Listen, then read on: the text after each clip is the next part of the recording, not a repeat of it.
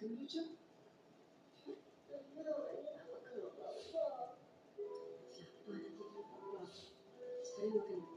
Jangan sampai kita makan di sini. Okey?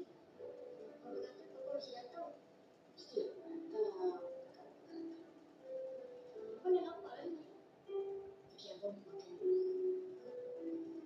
Adik, Cuk. Makan sekali, Cuk.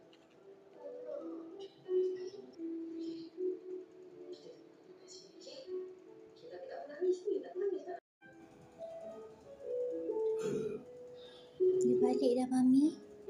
Dia tak tengok pun birthday anak dia. Kan? Birthday anak dia penting tu. Nanti anak dia crying inside and outside. Kan? Mami. Kan birthday anak kenalah sambut.